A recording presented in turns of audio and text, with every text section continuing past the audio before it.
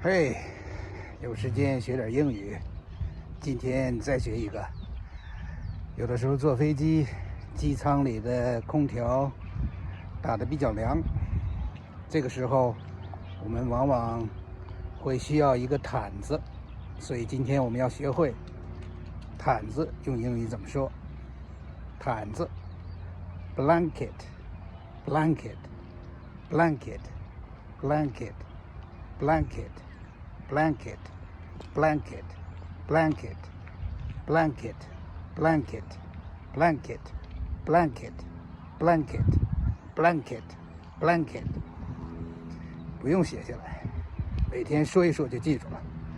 毯子的英语 blanket blanket blanket blanket blanket blanket blanket blanket blanket